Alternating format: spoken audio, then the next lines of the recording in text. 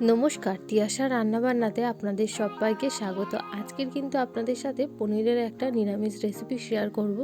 খেতে কিন্তু দারুণ টেস্টি হয়। তার জন্য সবার প্রথমে এখানে আমি পনিরগুলোকে একটু বড় বড় টুকরো করে নিয়েছিলাম। নিয়ে তেল দিয়ে দিয়েছি কড়ার মধ্যে। সাদা তেলে আমি রান্নাটা করছি, আপনারা চাইলে সরষের তেলেও করতে পারেন।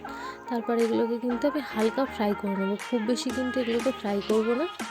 তারপর একটা মিক্সিং জারের মধ্যে নিয়ে নিয়েছি 2 চামচ মতন পোস্ত, 2 চামচ মতন চালমগজ, 2 চামচ মতন কিশমিশ, 2 চামচ কাজু বাদাম, আর নিয়ে নিয়েছি হাফ ইঞ্চি আদা আর 2টো কাঁচা লঙ্কা। এবার এটাকে আমি পেস্ট করে নেবো। এবার এদিকে আমি রান্না করার জন্য কড়াতে তেল দিয়ে গোটা গরম মশলা, শুকনো লঙ্কা, তেজপাতা ফোড়নে দিয়ে দিয়েছি। তারপর এর মধ্যে আমি দিয়ে দিলাম টমেটো কোচানো।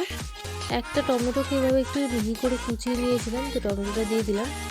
তারপর যে মশলাটা আমি পেস্ট করে নিয়েছিলাম সেই মশলাটার মধ্যে দিয়ে দিলাম। দিয়ে কিন্তু অনবরত এটাকে নেড়ে যেতে হবে, আর নেড়ে নেড়ে এটাকে কষিয়ে নিতে হবে যতক্ষণ না মশলা দিয়ে তেল ছেড়ে আসছে। দেখুন মশলা দিয়ে কত সুন্দর তেল ছেড়ে এসছে এবং মশলার কালারটাও কিন্তু একদম চেঞ্জ হয়ে গেছে।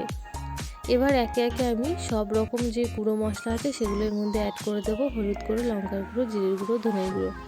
তারপর এর মধ্যে আমি হাফ কাপ জল দিয়ে পনিরটা দিয়ে দিলাম। দিয়ে কাসুরি মেথি দিয়ে আর ওপর দিয়ে ঘি, গরম মশলা দিয়ে 2 মিনিট ফোটালেই রেডি।